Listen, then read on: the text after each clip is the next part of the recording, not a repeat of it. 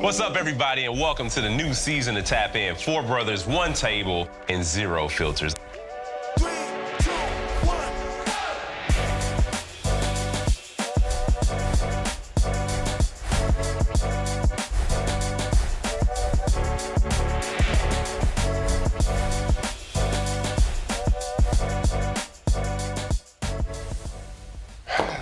What's going on, everybody? What up, man? Welcome back to Tap In. Listen, man, you know where you are. The place where brothers get together to talk. They talk about everything going on in the world, everything happening internally. You know what I'm saying? We just breaking bread, convening as brothers. You already know who I am, Damon Turner, and I'm honored to be back in Milwaukee. Big Foe energy, my brother, Mandela Barnes. You know where you at? The meal, nigga. The foe. All right. Yeah, man. My brother, Mandela Barnes. How you doing today, sir? Man, good enough. Okay. A little better than that. I know Mandela. You know Mandela, right?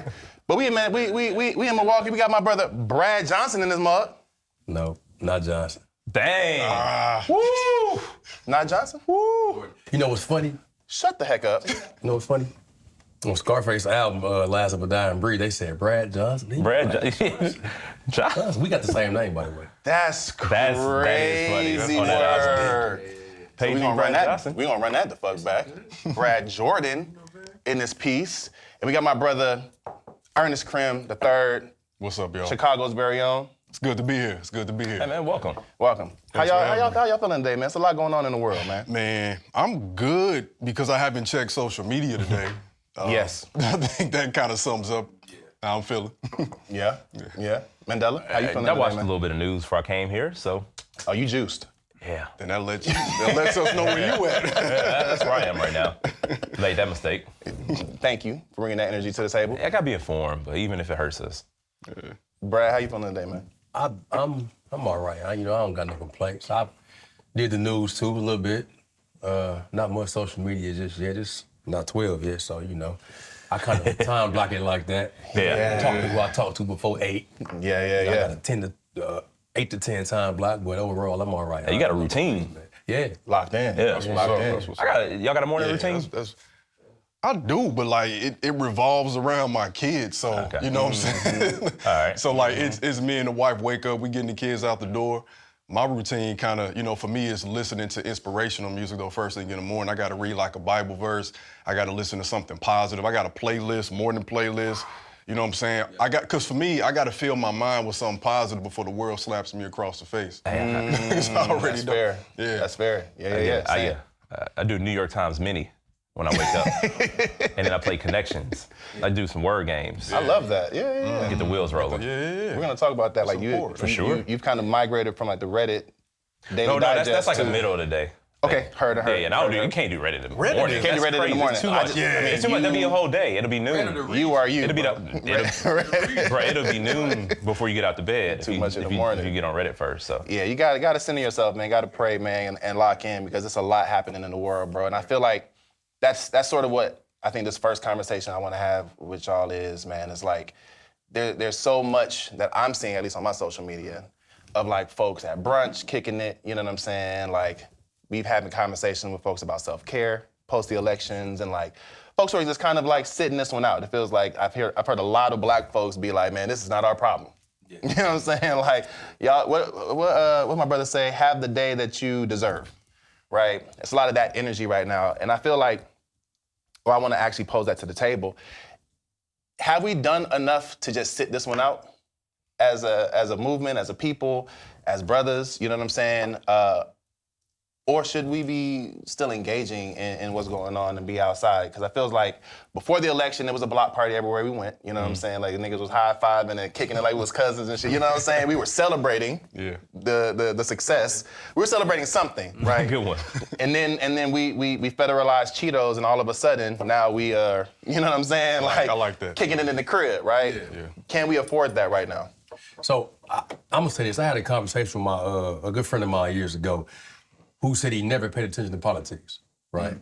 And he was deliberate and intentional about not paying anything attention that was political. So I said, you can act like it doesn't exist, but it won't act like you don't exist because it's still going to function as what it's supposed to function as.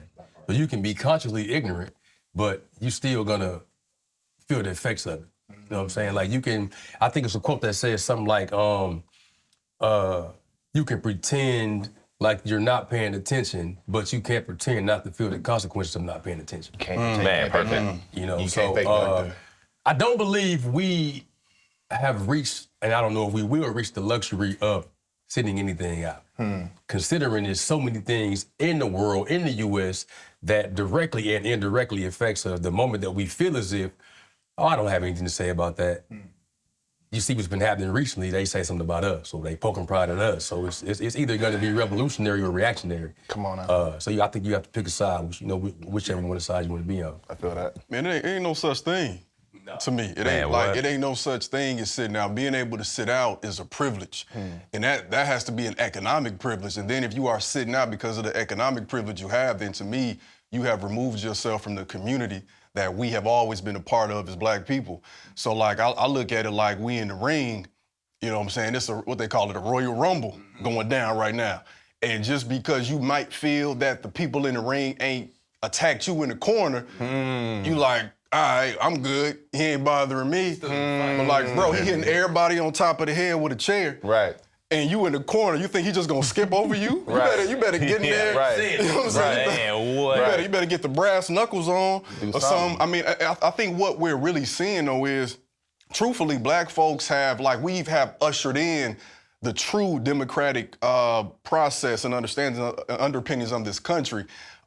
Even though it hasn't been fully actualized, we got to think about the fact that when we talk about freedom of speech when this country was first founded, that did not include us. That freedom of expression meant freedom to enslave us, to treat us in an inferior fashion. And then when we fight for our freedom, then it becomes, okay, now we're citizens and everybody else is. Now men get the right to vote and all other men, but it didn't include us at first. So this is a work in progress. I think what we're truly saying is we tired of being the ones that are constantly voting on the right side. We need some help. And I think also what we're communicating is we do need a mental health break.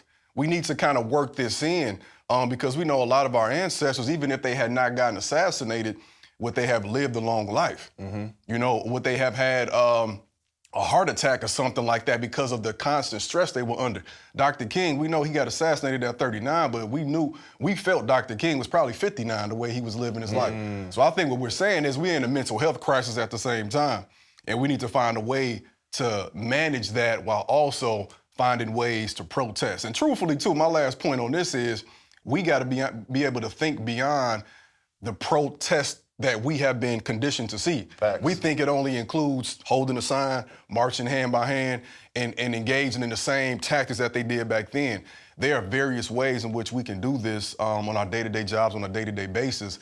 And until we understand that, we're gonna exhaust ourselves by trying to stand on a corner every single day to protest and scream at people for what we should have already. Bro, but where the hell do you get to, where does self-care come in when we are literally, quote unquote, sitting this one out, so to speak, but like Charlie Kirk gets killed, now they talking about HBCUs now they blaming Black folks for something that clearly a Black person did not do. Have anything to do with. Right?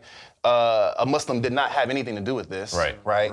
But yet and still, like, we at the spa. We having a spa day, nigga. And getting DMs like, we under attack again, nigga. Like we didn't, right? So where does self-care come? For not being in Utah. For not stopping it. They mad at us for not being in Utah. For not saving them. For not saving Charlie. That's what I'm saying. It's our fault. Like how the fuck do we? How you supposed to heal when?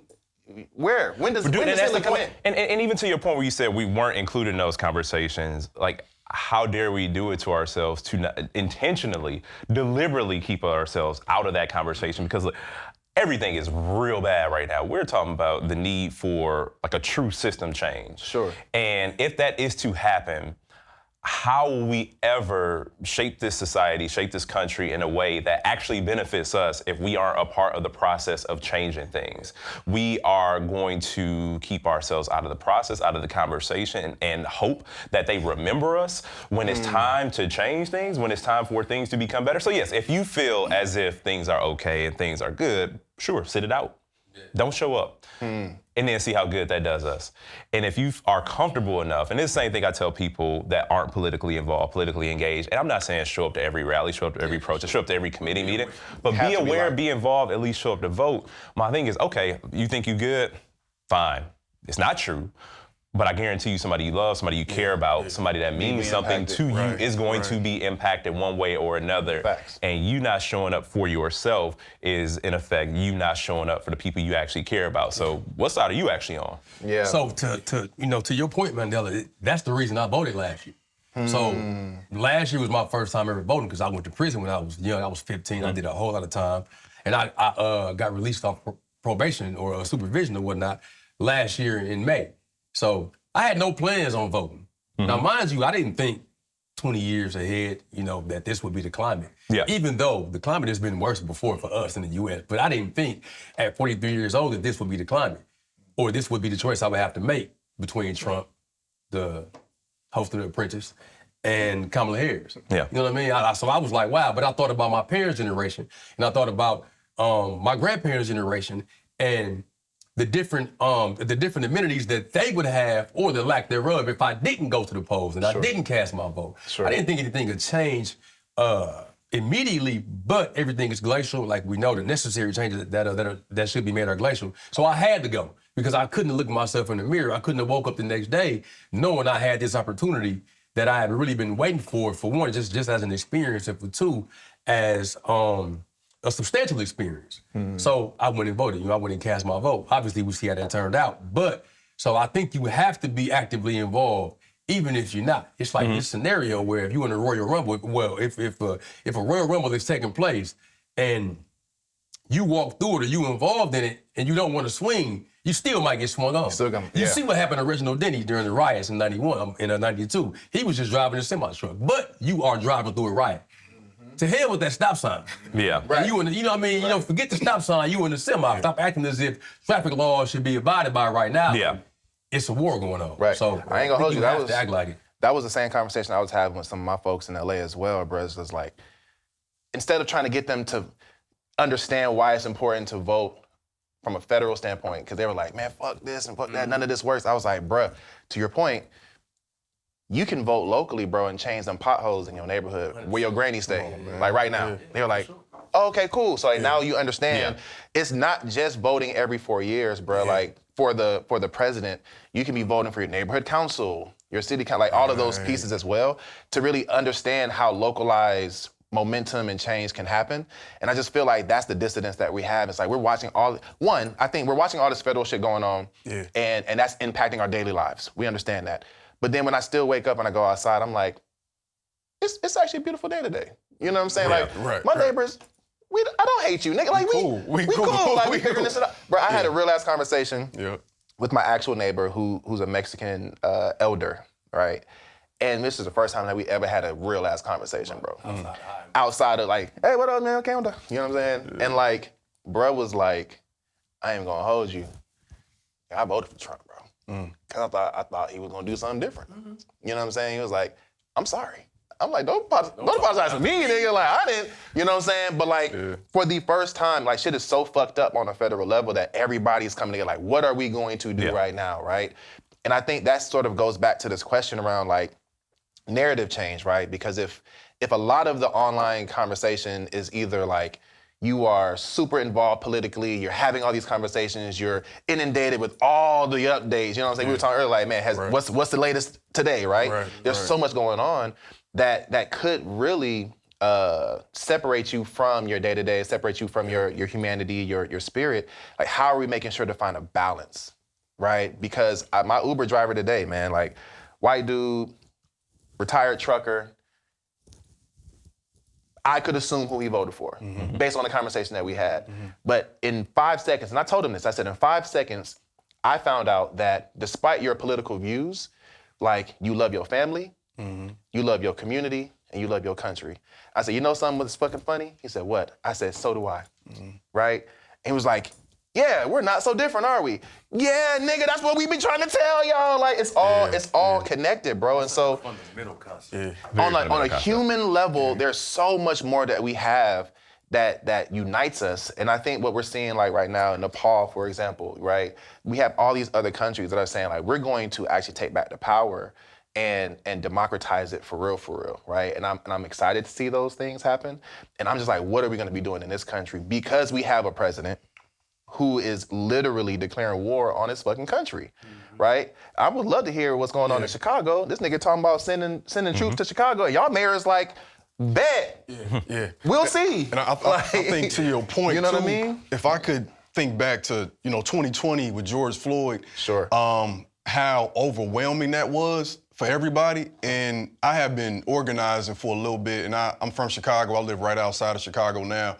And one of the things that occurred to me was like, because I was a teacher too, so I was involved in this. And I said, well, I can't get to Minneapolis right now. So like the thing I have to consider is that happening in my community? Come on. And I promise you, more times than not, especially if you live in a community where there's black people, if you do a Google search and you look up whatever your town is, police, black people, you're probably gonna find a story. You're gonna find something. Lo and behold, we found out about a situation involving a brother named Eric Lurie. Rest in peace. So then it becomes a movement where we're protesting and resisting for the broader issue of what happened to George Floyd, but also realizing that has always happened in our communities. Absolutely. Like you can talk to a lot of folks before Rodney King, folks have seen that before.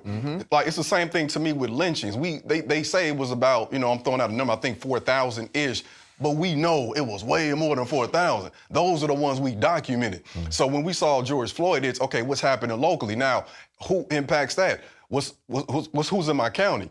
Who's my mayor? Who's on the city council, right? So now we gotta take our power back and say, yeah, what Trump is doing is horrible. We can't change that for the next 3.5 years. But what about your mayor? What about the city council? What about your state reps? What about the governor? We have protection in Illinois. So when we talk about that war that's being waged on us, and when you look at Chicago and with Brandon Johnson, if you don't have the correct mayor in office, you don't have that defense set up. I think politically our best defense right now was to make sure locally we are set up, because then not only is Brandon Johnson standing up, but then Governor Pritzker is. And you don't see that a lot from a white man that's a billionaire saying that he ain't for it, and he's actually speaking up for the people. So it's because of that resistance that he, at least pushed it back for a little bit. Sure. But our community of people, shout out to Equity and Transformation, we were on the front lines and other organizations too. So that has to happen. But in the same time, getting back to this bigger issue of mental health, I think when you focus on what helps me a lot is, because when I was in the classroom, bro, I was overwhelmed because I wasn't just teaching just to get these kids to pass the test. I'm trying to prepare you for the test of life. Come on, I'm trying to change the way you think. I don't care about you getting an A or getting a 20, 30, whatever on the ACT. I'm trying to prepare you for how real shit is out here in the real world. So this is the issue, but then I got to grade papers. I got a lesson plan. So I had to center myself and say, well, what can I control in this moment? What can I do right now? And if it's not be over there, it's here. In this moment, this is what matters the most. And we got to take control of that. And I would kind of land my plane on this. One of the things I have begun to realize over the course of being involved in this stuff, man, y'all ever like come across something online or just in general, and you laugh so hard that you realize you ain't been doing it enough?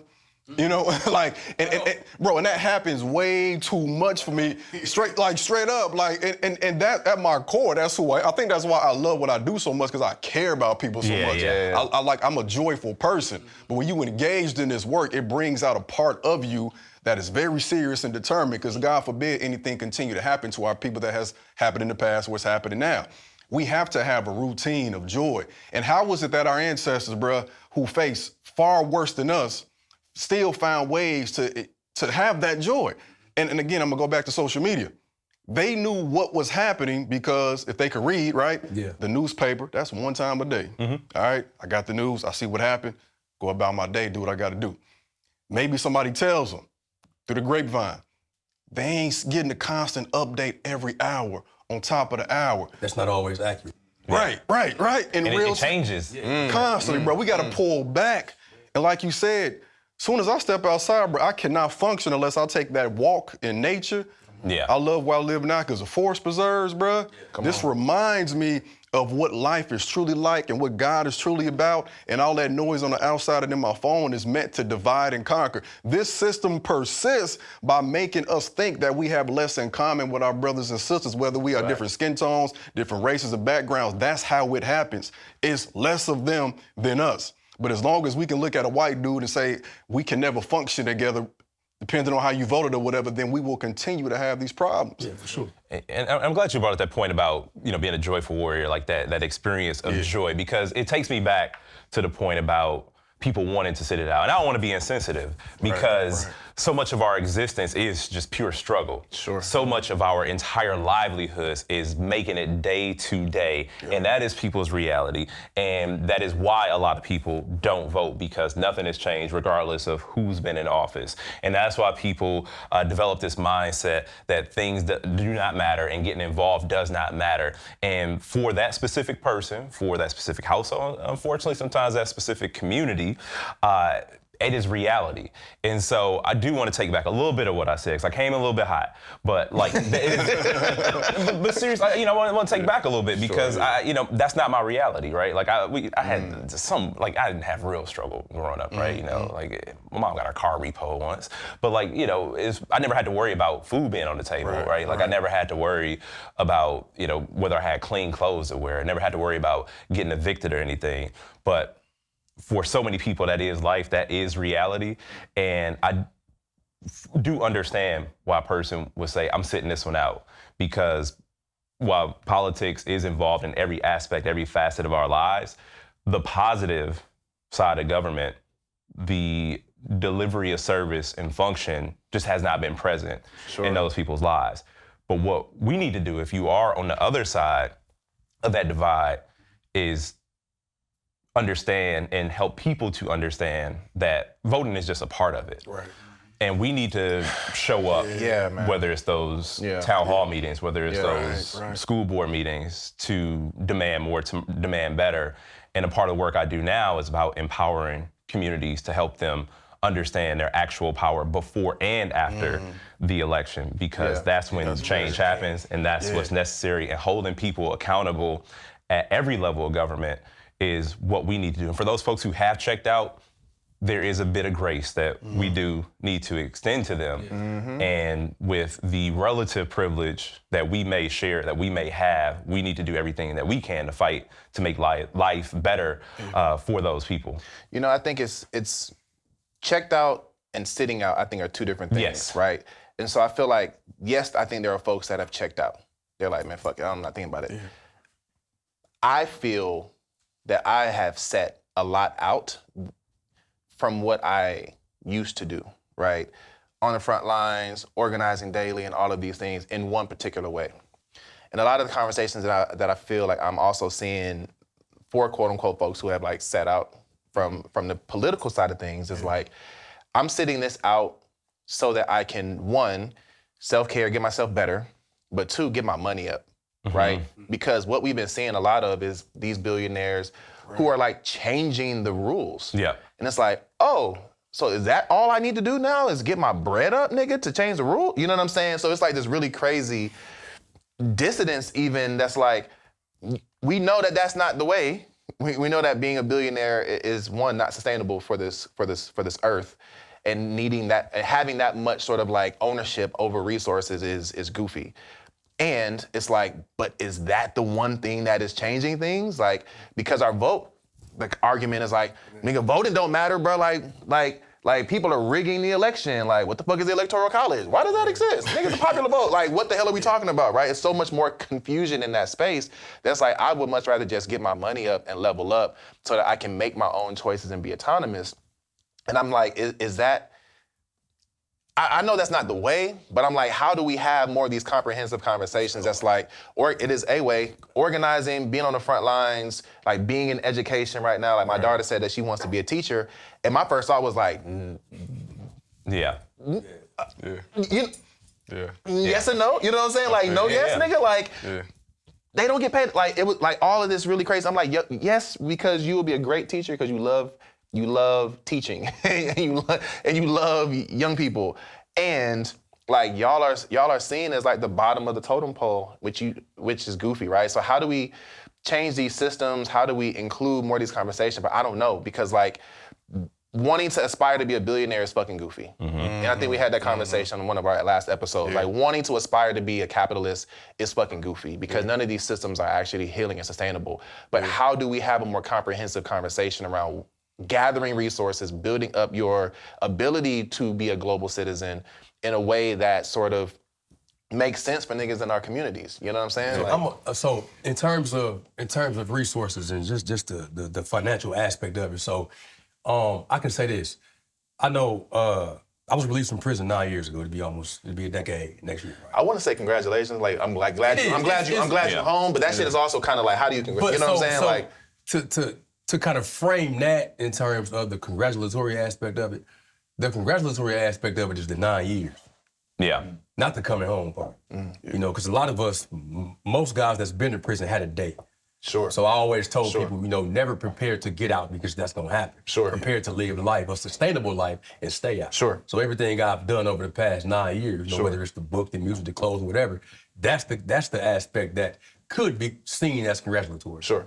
Or you know, deserving of. But the end of the sentence, you know, typically people will go to a minimum custody, right? Where you can work in the community, you can get some money, whether it's $5,000, $10,000, whatever. It was the time guys was coming home with $50,000, $60,000. But that relieves a heavy burden, because we know chase the bag, you know, I'm after money. Everything is, you know, surrounding that, when we know that money is a byproduct to the pursuit of an actual goal, right? Because if money is the goal, then you may do anything to get the money, which may lead you to some undesirable circumstances. Sure.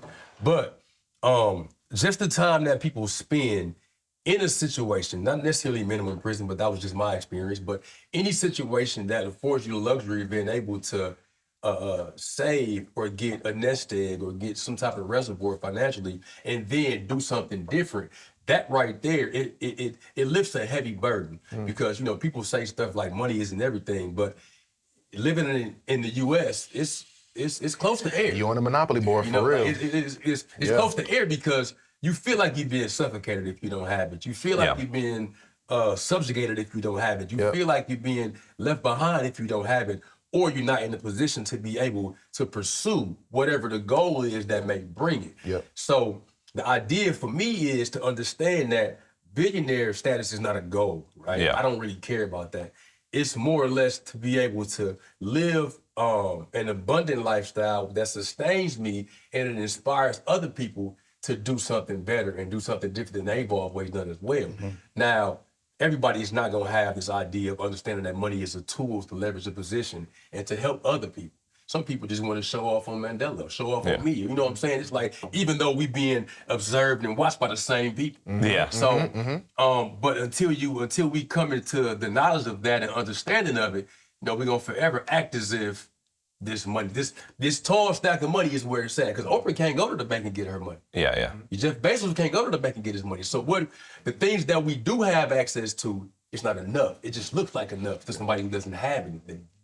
You know, so, because my something can be your nothing, and so on and so forth. So I think the idea of having money is to understand that it's a tool to leverage a position, so we can be in a better position to be able to help somebody take the blindfold off and see things as they are and not how they want them to be. Yeah, and to mirror y'all 2 points, enough resources so that we ourselves and the next generation can stand out on principle and not have to worry about repercussion, whether you got to worry about a job prospect because you took the right stance on an issue, worrying about, you know, that's what I, and like, so, and enough so your daughter can be a teacher and not have to worry about anything else, not have to worry about the salary. Like, it's not about, you know, having this gross amount of wealth, but it should, unfortunately, where we are as a society, like, people have to protect what little income they have, and it prevents people from doing the right thing in so many instances. Like you said, that pursuit of money drives people to doing the wrong thing, and even survival puts people in a lane where they are either avoidant of taking principled stances, are avoidant of stepping out and doing the right thing to be helpful to somebody else because resources are so scarce where you feel as if your support for somebody else is going to end in your demise as if it's a zero-sum game. Do you feel like thank you so much for bringing that point up, bro. Do you feel like that's one of the reasons why it's harder for folks in general, but like Black folks specifically, to connect our struggle to, say, a struggle of like Palestine, like Palestinians, or like a struggle of South Sudan or like the Congo, right? Is it because if we connect those dots and we're vocal about it, we could be subjugated to the same things of like losing our security, losing our job, losing the little crumb that we have. Be under surveillance. Infinite surveillance. You know what I'm saying? Whatever the issue might be. Though we already are, right? And it's so crazy. I just saw a video of like live facial recognition in play in the UK. Like they having a conversation about this new technology. They see these, these vans with these crazy 360 cameras, and as they're explaining this to some random guy, like they get a ping from somebody that they need to be arresting. And I'm just like nigga, we're already under crazy surveillance. And no matter how much you've either been out of the spotlight or off the front lines or sort of keeping to yourself or trying to heal, like the way that I see this militarized, federalized like onslaught is like, bro, we about to pull we shoot in the dark. You know what I'm saying? Like trying to get anybody to get the heat off of them and these Epstein files, to get the heat off of them and the goofy ass policies that are being enacted globally, the goofy ass sort of like allegiance to it's like all of this crazy shit that like we really should be talking about. It's so much easier to not be talking about it because I'm afraid that, my livelihood is about to be flipped upside down, right? Because of my politics. And so I do feel like that's one of the main reasons why there's some sort of like separation in our community from these global struggles. People are living lives in fear of repercussion. Sure, absolutely. That's just a real thing. That's a real thing. People live life, and especially if you like work so hard, to get to a level. You put in so much work. You've done everything the right way. You've done everything as you felt like you've been like you're supposed to. You did everything as you were taught, and you feel as if this one little thing or this one major thing, this slip up is going to cost you everything you have worked so hard for. A lot of people are doing that math, are working out that equation in their minds and trying to figure out, does it make sense for me and my one voice to show up for this if it can cost me and my family everything that I put in so much work for? Yeah. I would just say then too, what did we truly gain in the process? I think that if we are so constantly individual-minded, as this society wants us to be, we continue to perpetuate the cycles that have landed us here. So you might feel as though you got this good job now, you got this inheritance, you could pass this to your family, but you're passing something to your family that might not exist. If we're being real. Like, we gotta, I'm a student of history. These things don't last forever, brother. And if you really understand the way these things go, it's on the decline. It doesn't have to be the decline for us, but we also have to say at what point, when do we say enough is enough? Because again, the Royal Rumble example is like, okay, well, if he hit dude that's right next to me on the ropes, then I might, if he step on my feet, then I'm, like, I want us to, my actual kids, whenever I travel, I show them where I'm going, and I always want them to look at the world and see that these lines don't exist. There are no barriers. Like, these lines, maybe like on the rivers, the rivers in the mountains. These things are made up in our minds, bro. Like, we are all connected in this. So what's happening in Palestine, it might seem far away, and I get it, like, but I also want us to think about, like, in terms of how America operates, how would we look at anybody who would take a sum of money that they make and invest a portion in that into genocide of another group of people, specifically killing people, right? Like, how would you look at your parents if they say out of whatever money they was making a month, we're gonna take 200, 2,000, and we just gonna give it to this group over here that's slaughtering people? You might be like, but I thought y'all loved us, like, and then you gonna start thinking, well, when are you gonna do that to me? because the thing that they did there, they already did here. The indigenous people. Milwaukee is an indigenous name. Chicago, where I'm from, that's an indigenous name. Illinois, right? Like we slaughter you, take your land and name the land. It didn't change the name, bro. Milwaukee, Pewaukee, Ozark, like everything. Everything in Wisconsin, dang. The name Wisconsin. Right. Like it's everything. Right.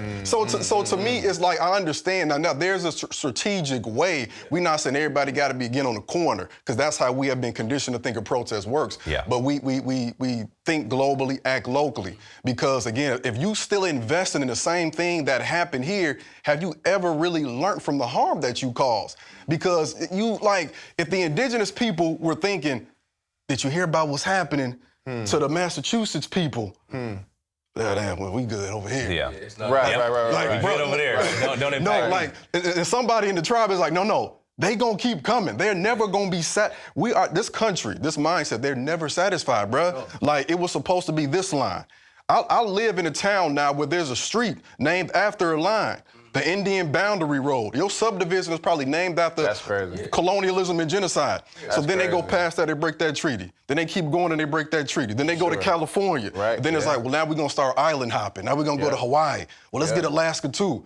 Well, let's get Puerto Rico, but don't give them statehood. Well, let's get this place. They never, and to the point of wanting to be a billionaire. For what? You're never satisfied. And it's get ready. Look, there's the possibility to touch other communities with Greenland. Yeah, for sure. You know, Come on, man. Life has a way of making you choose. Yeah. Right? Meaning that you can ignore something for so long and you may say or feel some type of way about it internally. Yeah. In the back of your mind, deep in your heart, but you may never say anything. And then it gets to a point where it's like, I gotta say something. Yeah, you can't. So it has a way of making you choose. You can only pretend to be indifferent on whatever issue for so long until you say, hey, I gotta say something. Whether it's a direct family member, whether it's the guy next to you on the ropes in the Royal Rumble, whatever it is. There's a movie called Drop Squad. I don't know if you're familiar with it, but it was a made for HBO movie that came out in 94, 95, somewhere around there. And it stars Eric LaSalle. And so the Drop Squad is a group of militant brothers that get a call every now and again from somebody, say, me, that my brother acting funny. He got a job at a law firm, and now he act like he don't know us no more. In the movie, it was Eric LaSalle's sister, his character's sister, who called the Drop Squad and said, hey, man, he is doing too much. He got this job and a promotion, and he don't want to come to family functions no more. He don't answer the phone. All of these things, right? Okay. So he was walking to work one day, and they came, pulled up in the van, snatched him up. And the process that they put people through was a real rigorous and strenuous process. They take you to a chair and just show you a bunch of militant images, and they strap your eyes open, and they keep you for a period of 6 to 9 months to help you understand where you come from and what you represent, even when you don't believe you represent that thing. So by the time he came home, he was So and it reestablished his appreciation. Yeah. And his gratefulness for not only his family, but for being black as well. Yeah. So I think, like I say, man, life has a way of making you choose. And sometimes, we all have those defining moments where, where I can say my life was like this up until this point, and it hasn't been like that since then. For some people, it's a car accident. For some people, it's realizing they don't care. They as in the system or the government or whatnot. For some people, it's a promotion at work, it's having a child, but that defining moment is gonna happen. It's on us to recognize it. And I think right now was really a defining moment for us in this country, and realizing that, hey, you can sit it out, but you might get stood on if you're sitting down too long. For sure. how do you implore democratic Go ahead. procedure Go ahead. in an authoritarian context? And how do we keep telling our people, just trust the fucking process, when that process, we'll say, has never for real existed in this goddamn country, but for shit show, it is way clearer now that is not the same process, bruh. So it's like, you talking about Royal Rumble, but you in that motherfucker with a basketball. Nigga, we not hooping, bro. Wow. We not hooping, nigga. Like, The same premise of, to your point, I think it's the same premise of faith without works is useless because sure. And that faith is in this entity, right? But the works is within us. I got to mobilize myself. I got to move my feet. You know, I can sit in the rocking chair and he give me something to do, but I ain't going nowhere. Come on now. So I think, I think it's more about that than I can vote, I will vote, but I'm also gonna do what I need to do down here. And to show people that both of them actually working in conjunction can really get us to a level where we need to be. And Let me ask you a question. My bad. Go ahead. Say what you're going to say. I was going to say, rules have just never applied to money and power. Right, yeah. Okay, okay, Yeah. okay. Right, So, okay, boom, right? Because I don't know if I've heard anybody actually say this. If, in fact, Donald Trump sends troops to Chicago, the way that I'm being disseminated information to is saying that there will be an equal militarized stand against these people coming in with their tanks, with their weapons, with their infrastructure. If that is the true context that we may be walking into, that means that the outcome of some of that could be bloodshed. Potentially. If we're having elected officials say, you're not gonna do this on my watch, we are going to make sure that our community understands what self-defense fucking looks like. We're gonna make sure that our resources locally are going to be put towards protecting our community. That means that could be fucking bloodshed. And that may be the first time that I've ever seen or heard of in this country where Black folks are literally getting ready to go to war. Yeah, I think about Tiananmen Square when I hear about the troops supposedly going to Chicago. I just think about Tank Man in Tiananmen Square, and I'm just like, it can be so bad. Like it's like the idea is already agreed. Oh yeah, the concept. It's like essentially thinking like it's ridiculous, man. Because what are the police for? Yeah. Right. If you gonna override their power with the National Guard, it's just like I'm just like, is that the potential future for what an actual change looks like in this country? We already listen. It's not lost on me that we have had multiple organizations in this country over history that have militarized themselves, that have organized locally, that have done really amazing work to keep our community safe. Right? Shout out to our Panthers. And the way that the systemic onslaught to eradicate that idea, and like we were talking about, taking land and keeping the same name, like, nigga, I had free fucking food in school. Nigga, I was on the reduced lunch, free lunch. Yeah, me too. And not realizing that shit came from the Panthers, the 10-point program. I'm like, like we're benefiting from that, but y'all would never say that that's where y'all stole this shit from, right? So we know that people have tried to defend our communities, but like, are we at the age where it's like, let's stop talking about democratic process, my nigga, and like actually like, let's get more secure. Can we talk about democracy for whom? Okay, so let's go to the original foundation of this so-called democracy. Was the democracy for the indigenous people? You know what I'm saying? Like, do you want us to have this land? Of course not. Right. Okay, we good. Right? Democracy for whom? Democracy for those white men, basically, right? Only if you had land to vote, technically. So it was a subjective democracy resisting the authoritative control that was on them in Europe, right? Democracy to colonize, democracy to have a settler colonial state, the freedom to enslave.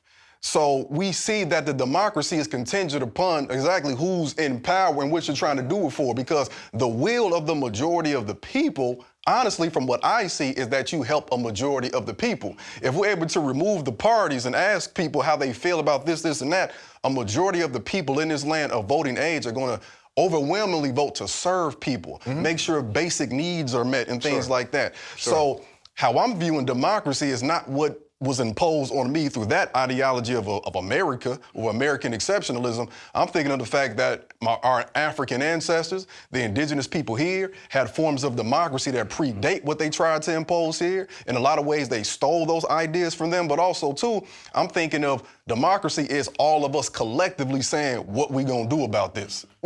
So I think in terms of what's happening in Chicago, I mean, there are countless studies that show that more police does not reduce violence violent crimes. Facts. We know that to be a fact. That was the whole cry with defunding the police, because we know you cannot, we still see the violence happening, and we don't want that to happen. But you can't have it don't work like that. You would have to have a person positioned every single corner, and then somebody's still gonna find a way around it. We gotta serve people. It begets more danger. It begets more danger. We just gonna find, it's just like the ideology here, like how America does racism and capitalism. They don't like change their views, they change how they implement it so that it's more palatable to people. So in terms of that, if I'm really trying to get my op or something like that, I'm just gonna find a way around it, unless I have my basic needs met, especially at a foundational level. So I think in Chicago, first we gotta understand that war has been declared. I don't think it ever stopped. It's just taking different forms, because, you know, Civil War, we say 1865, the South ain't never stopped fighting. They were more strategic. They started re-educating their kids on these lies and these fallacies. I mean, we got the MOVE bombing in 1985 in Philly, bombs being dropped on black people. We got Black Wall Street, you know what I'm saying, bombs being dropped, whole neighborhoods being destroyed. We got Chicago race riots. We got a whole bunch of stuff we can talk about. But I think what we in Chicago got some warriors, man. And what I mean by that is, like, we have a resilient attitude, and I think what we can do that's better than any, and I don't mean just Chicago's, but I mean just the collective response, is the community care. We have to know our neighbors. We have to be in contact. What does it look like if a military force comes to a city and everybody come outside to watch, right? Or 50% of the people outside. Not just in black and brown neighborhoods, but white neighborhoods too, on the north side of Chicago. And we all out there watching. There are people already patrolling the streets of Chicago, right? We don't even talk about that, but they're doing it with care, right? The unity movement. Shout out to my brother Golden Child, right? Crazy. You know what I'm saying? Like, like Golden Child is like, he's doing what we supposed to be doing. And he's a hip hop artist too at that, right? Shout out to the nation and what they do. Like, I mean, Father Flager been out there. There are so many pastors that been out there. So what y'all really saying is, y'all don't trust black people to solve black problems. You don't trust the community. Won't give the resources. Or won't give the resources. Won't give the resources to help solve the problem. We want the militarized They just want to create force. fear. Exactly. They just want to create fear and intimidation instead of actually solving the problem. Exactly. Factuals. Because even go back to Africa, move away. Well, Black Wall Street, Rosewood, Lake Lanier, like all these. Lake Lanier. Let's leave us alone. And then, but look, it's like a child having a toy that he never plays with. And the moment somebody else comes along, it takes interest in the toy, I'll leave it alone. Yeah. Just now I want it. Yeah. And it's the same thing with supreme or complete independence with us. Once those things are being worked toward or aspired toward, it's a problem now. And I think that becomes a huge issue, because it says ultimately that they don't want the independence. They don't want to provide the resources for our own independence. But then, so then when we do take the necessary steps to acquire those resources, whether it's investment through real estate, whether it's through music, whether it's through whatever it is, then there's still going to be issues that they find. Charlie Clerk, the same thing. Listen, man. Karl Malone might be the only black person I know in Utah. I ain't seen nobody else in Utah, brother. Man, that's a terrible person. I ain't never seen nobody in Utah. And he wasn't there. Nigga. You know what I'm saying? So, but it's I just had to put that on the record. He was not there. If you were saying leave me alone, we won't be left alone. Or given any loans, for that matter. Yeah. So, Right. I mean, shout out to Ferguson as well, man. Like, I think going back to this Palestinian conversation, I thank God for my Palestinian brothers and sisters who utilized the hashtag BLM back in the day to remind us how to fucking deal with militarized forces. Like, stop putting water in your eyes when you tear gas, my nigga, use milk. Like, that came from Palestinian brothers and sisters. Here's how you take your shirt, nigga, wrap some shit up. Like, they sent a whole handbook through the hashtag. You dig what I'm saying? And at that same time, like, I was grateful to see this, bro. Like, they tried to bring them tanks through the hood. I mean, the hood was like, not today. You know what I'm saying? And was like pushing back, like G shit, right? So we know that when we're pressed against the wall, and when you backed into a corner, we in the ropes, whatever, like, it's only so long that you about to really like lean on me, dog. I'm about to push back. You dig what I'm saying? And I feel like, and I hate saying this shit, especially when the camera's on, but it's like, I feel like there's no other real options that we've explored other than like violence begetting freedom. like it ain't even violence beginning. Like, we have to like somehow like push off of this fucking energy, bro, somehow. And I just feel like that's the only real. Let me tell you this, there's a book that everybody needs to get outside of my own. That it's called that non-violent stuff will get you killed. All right? And on the cover, you're gonna see a black woman look like somebody granny holding a shotgun. So you're gonna immediately be drawn into this book. That book, which I read as I was already educated, flipped my whole paradigm on how I thought about the civil rights movement. The civil rights movement was made possible and was successful because of armed resistance too. So sometimes it's, we gonna protest non-violently, can you guard us with the arms, right? Protect us. It's a political move. Beacons of defense. Right. It might not even be how you feel personally. You might want to put hands on somebody in one-on-one situation. But politically, you're saying this is what we're going to do, protect us. Like you said, the Deacons for Self-Defense. We talking about Robert Williams, who had to flee the country, Negroes with guns. So this has been a thing. We talk about, there's a black woman, I can't remember her name exactly. I think it's Carrie something. Michael Harriot talks about this in his book. When they were in D.C., race riots then, and this young black girl is defending herself against the Klan and the police trying to come into her home. So we've seen that, and I think that's something that, again, we have been inundated with one image of protests. Now, there are some things, of course, I feel we got to discuss, like in rooms and things like that. Sure. But we do have to, I think, really marry the ideology of a King and an X and the Black Panthers, and we have to be practical about what it means on an individual situation, neighborhood situation, community situation, and then we got to be practical about what it means in terms of when is it necessary to have civil disobedience to get something done. Yeah. You ready to say something, Mandela? Oh, no, there's nothing left to say. Yeah, I appreciate that shit, man. What's the name of your book? Oh, How Black History Can Save Your Life. Talk your shit. Available now. Yeah, go ahead and grab that, y'all. Along with the other books. Even if you're not black, it can save your life. Yeah, exactly. Exactly. Doing it anyway. All right. No, white people, y'all need to learn some black history too. So grab the book, man. There's this, I think one last question or topic for the table, man, is just talking about black masculinity, bro. And like, you know, this idea, like this conversation, like what makes you a real man? You know what I'm saying? Like, I'll leave it at that, right? What makes a real man? You know what I'm saying? And if this was an opportunity to sort of like speak to whoever's watching, and we sort of build a playbook or elements and aspects that really define a real man, like what would some of those pieces be, especially in context of this entire conversation we've had? I think, personally, as a man, if we can't have these conversations around what it means to like protect ourselves, what it means to be emotionally competent and intelligent and investing in our communities in the ways that we've discussed, then it's hard for me to actually see you as a real man. Like that's, my definition of that is less about, you know, how macho and bravado and machismo you are, but like, are you vulnerable enough to have a conversation about what it means to raise kids? Shout out to my brother Skip Coon, also a rapper, and one of his lines, he says, I'm a part of a revolutionary faction. Parenting is a revolutionary action. And I was like, man, I fucking live by that shit, bro. You know what I'm saying? And so the way that we love these babies is also indicative of what it means to be a real man. But I'm just curious. I mean, do you honor your commitments? If you got your disagreements, are you willing to talk about that?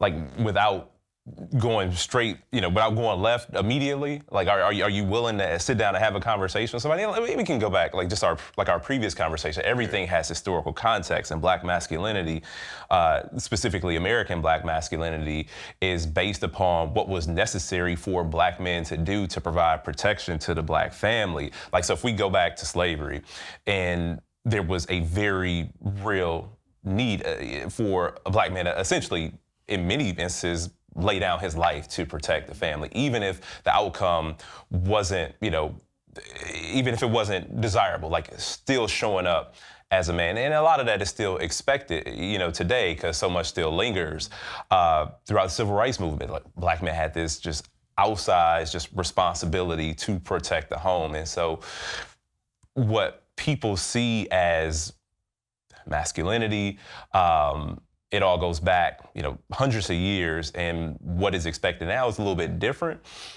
But people still unfortunately hang on to a lot.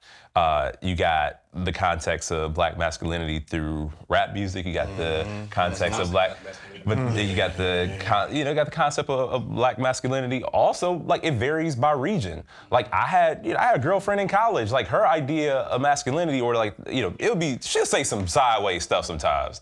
She will say some sideways stuff, man. Give us an example. He wanted to say it. We like, yo, This is 20 years ago. This is 20 years ago. But like, it'll be things that she'll say, or she'll be like, or she might make comments like, "Is you gay?" Like, something like, just because of like it might be a song that I like on the radio, right? Like it'll be stuff like that. Right. And so, Yes. just stuff, it gets warped, and that in turn creates even more toxic masculinity. Yeah, we got to be real about the way we were raised as Black men, especially in our generation, about what it means. Like, growing up in a, in homophobic environments where, like, how we judge each other is based on our proximity to what we believe is heteronormativity. So, saying, using the F word and things like that in communication, and calling somebody gay as hell, or we just saw the interview, with Dame Dash, where it's like saying pause every few seconds and things like that. And it's like so old, man. It's Right. There's no homosexual implications in nothing I say. So for me to have to feel the need to say to defend. pause, Right. it says more about me than whoever I'm talking to. So, I think, like, for me, like, having to unlearn that and unpack that, masculinity is like whatever brings him happiness and allows him to live in his full truth, and whatever embodies that. And I think beyond that, there are attributes that are just for all humans. Be responsible, keep your word. But I do know, for me, and I can only speak on my own experience, but one, I think we got to impact or unpack, like, what have been our examples of Black masculinity in this country. And if we are only starting with the year we were born, if we are only starting with enslavement, then we are missing the whole story. Then also, too, we got to think about who are the role models we have seen through enslavement. Are we just looking at the movies and where people being whipped and beaten? Right. Or are we looking at folks like Nat Turner? Are we looking at the people like Jimmy and the Stoner Rebellion? Are we looking at Robert Smalls, Frederick Douglass? That's my view of Black masculinity in this country. I think in terms of resistance, I think of protecting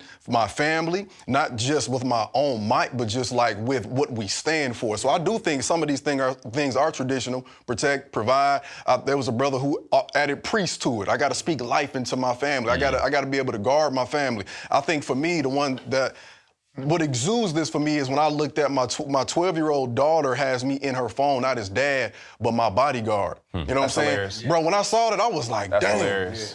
But she knows, like, if she comes, there are certain things I'm gonna say you gotta solve yourself. But if there's an issue with staff, and especially if it got some type of racial are we gonna handle it? Yeah. We gonna handle it. And my daughter know that when I go up there, it's gonna be resolved. Because if it don't get resolved, the whole school getting shut down.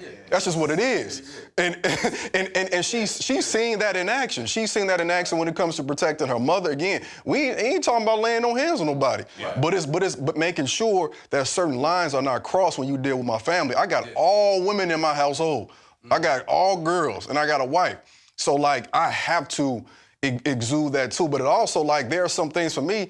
We grow up in society where it says that only women do certain things, only men. But I love cooking. Yeah. My wife ain't cooking. But no, she'll do the cleaning and all that stuff, but I do some of these other things. And like, I was talking to the makeup artist, and I'm like, this reminds me of the time when I first got a manicure and pedicure, because it just felt weird for me. Yeah. But it felt good though. but somebody gonna say pause, right? Right. My dad cooked more in my household. My dad cooked more. My dad religiously gives pedicures and manicures, and like, this is like the most blue collar dude I've ever met. Yeah. Like, that, there was never a question about masculinity in the household when it came to my dad, right? Like, this dude was just, like, he's a socialist politically, but he is a fascist as a dad. And love him to death. Love you, Dad. Love him to death. But that was him. The intangibles are what make a man. Are you showing up on time? Are you gonna keep your word? Are you reliable?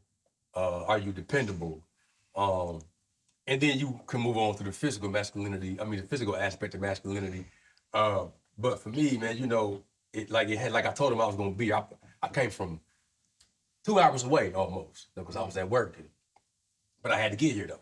And also I was gonna make sure, and I'm texting, giving updates, hey, you know, because for me, it's such a huge thing to make good on what I tell you I'm gonna do. You know, as a matter of fact, I put myself in positions before where I said something, now I gotta do it, because otherwise you'll say, Brad, you know what I'm saying? And you know, for me, that doesn't make sense. My father was a military guy, man. The only black man in 1980 Korea to win a gold medal in Taekwondo. He was Golden Gloves. So his idea of masculinity was pugilism. It was all physical.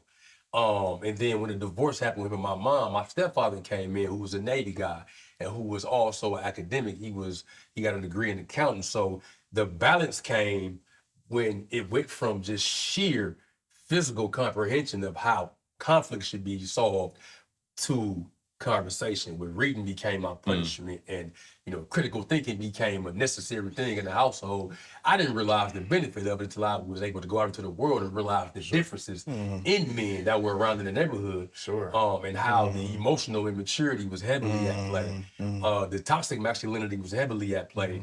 And it was just the anger, the sensitivity that was described as just anger. When really, you know, your feelings are hurt. But you don't come from, dang, you hurt my feelings.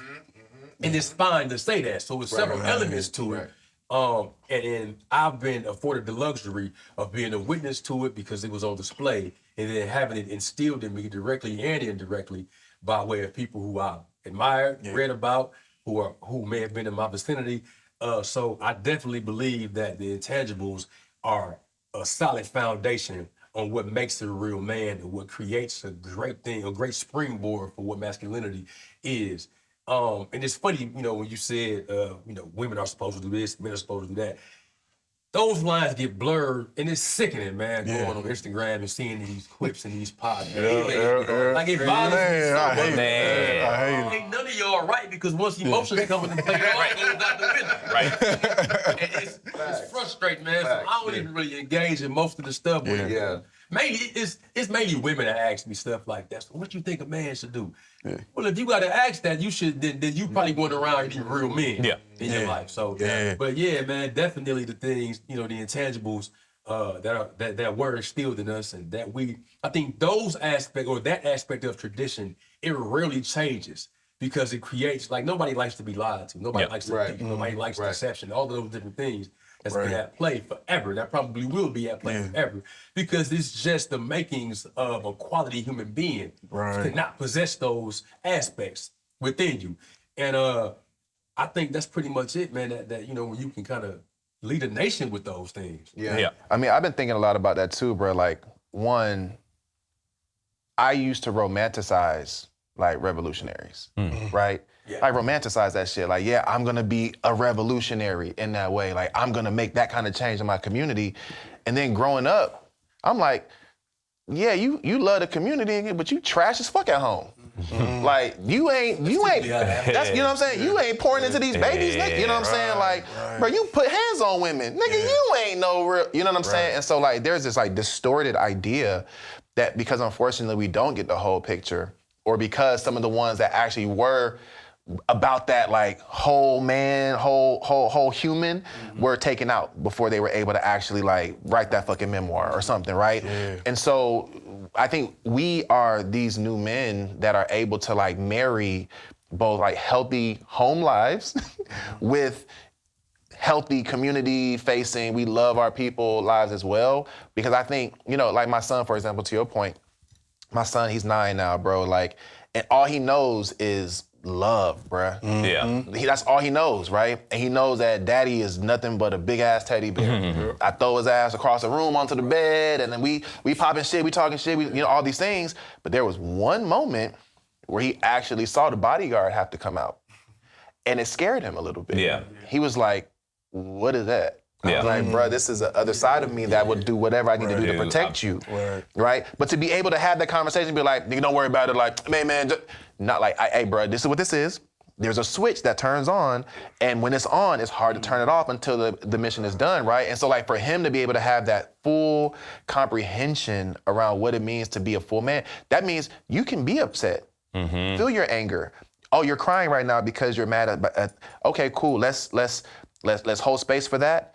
But let's also relegate that energy to get to like what's going on for real. You know what I mean? Yeah, my dad did that in my 30s, like showing up, and then when that switch came on, like it was something went down, and I had to like talk him down. And you hadn't seen it like that for real. I mean, before, like Sure. I said, there's never been an issue where my dad just wasn't there for me. You know what I mean? Of course. But like, there had obviously been a gap because I've been an adult for so long. But like something went down in my 30s, and He was ready to go. just Like, ready to go. like yeah, that shit don't. Him That in his late 60s. does not change. You know what I mean? So, like, he probably got that old man strength, nigga. Fuck your ass up. Fuck your ass up. We constantly take inventory of Yeah. who we are. Yeah. Like throughout the day. Right. Take inventory of your emotional state, your mental state. And like it's constant evaluation. There's constant assessment, constant examination all throughout the day. Do I react this way? Do I speak? It's always, especially with driving. I drive for a living, man. So like I'm never not in thought. I'm never not pensive. I'm never not like all the time. Yeah. From conversations out loud by myself, like all of these different things. So I think, as a man, you kind of have to exist in that way to some degree because you want to be able, remember the worksheets we had as kids where it just say it's a sentence right here, and you got to match that with A or match that with B. It's the same thing. Like, okay, this is a situation, I assess this. Okay, do I match that with this, how I feel? Am I overreacting? Am I underreacting? Am I just right? So it's a constant state of assessment and inventory that's being taken on your internal being to make sure things are either the way that they're supposed to be, the way that you need for them to be, or the way that they're gonna be. So I think it's work. It's work, but you have to be up for the challenge because otherwise you gotta be up for the challenge. You'll be buried by it. Come on now, man. Shit. Yeah, man, I think a lot, man, that was profound. yeah, man. He's dropping them. I think to your point too, like what I got from my dad a lot too is the calmness and knowing when to flip the switch, when it's necessary, because my mom was a firecracker. Like, she was gonna address it all head on. Especially like my parents split up at one point, so she was in the neighborhood we were in, and there were influences trying to impact us. She had to make sure, like, y'all wasn't gonna grab our kids. Yeah. And it was only a few times throughout my life I have seen my dad have to flip that switch, and like you say, it's like, oh snap, like. But I think that's a sign of maturity and masculinity, knowing when and having the restraint, and having the discipline to say this does not require me to go there. Because if we being real, especially when we're young and we just just lose our mind, if you go there, especially as a disciplined man, a lot of times you don't know when you're gonna come back. Yeah. Right. You know when you're gonna come back. Right. And I don't know if y'all ever see like Jason Wilson, brother, I think he's in Detroit. He has like a martial arts center and he speaks a lot about masculinity. Yeah, like he trains a lot of young men in martial arts. And when they teach you a martial arts, really is I'm teaching you this so you don't have to use it. And it's also so that you can be disciplined if you ever have a physical confrontation. You could be under control. And people like him are legit actually scary though, because if you ever see that brother mad, then you might not make it. Yeah, you did too much to get him there. Yeah. And also, knowing who and what you're dealing with. Because there were times, like my mother, she's a little more low-key, but I remember there were times in school where I would say something to my mom, and she'd be like, all right, well, I need to go figure this out. And then my dad would be like, nah, you know that boy. And like, now, replay the story in your head. Do you think he was doing the right thing? Right. Need that balance, bro. Need that balance, man. That's such a blessing, man. Well, I give thanks, bro. Like, it's so much going on right now, man, and I hate to even like use this language, but it is a very scary time. You know what I'm saying? I think as a man, like the amount of fear that I have to navigate on a daily basis, you know what I'm saying, is it's real, bro. You know what I'm saying? And like the way that I feel like it's a desperation Like these niggas is so desperate right now, bro. They doing everything they can to just get us off our dean. And I just feel like really grateful to be able to spend time with y'all like in these spaces because, you know, again, like this shows us that what's real versus what's not real. You know what I'm saying? And I think that like we just need more room and opportunities to just reconnect, stay connected, you know what I'm saying? Like and keep building in this way, man, and really realize that we're frequency family.